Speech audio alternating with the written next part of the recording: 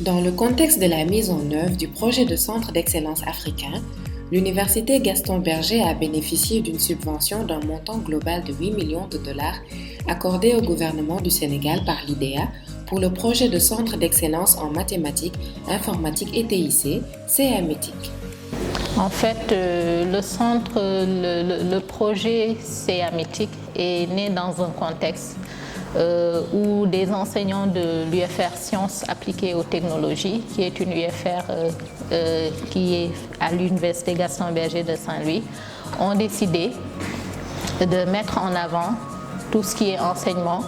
par rapport aux sciences, aux nouvelles technologies de l'information et de la communication. Et c'est pourquoi ils ont décidé de rentrer en compétition avec plusieurs autres universités africaines afin de pouvoir accueillir le Centre en mathématiques, informatique et technologie de l'information et de la communication au Sénégal et plus particulièrement à l'UGB. Le CAMETIC est aujourd'hui, depuis 2020, dans une lancée visant à impacter les activités du monde socio-économique en leur apportant une valeur ajoutée sur le plan des applications, de la recherche et des nouvelles technologies pour une meilleure productivité.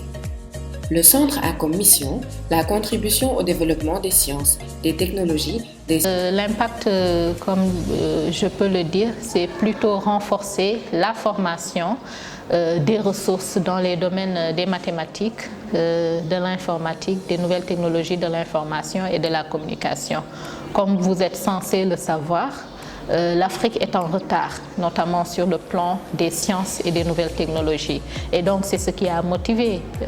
la mise en place de ce centre, afin de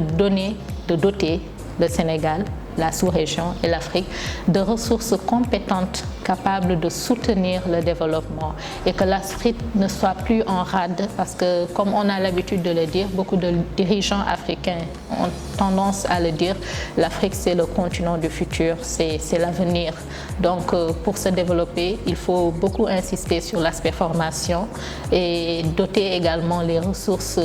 qui sont au niveau du tissu socio-économique des compétences nécessaires afin d'être assez compétitive et de pouvoir tirer l'épingle du jeu. Depuis son implantation, beaucoup de projets ont été réalisés et d'autres sont en cours. Espérons que tous ces projets en cours verront le jour pour le bien de tous.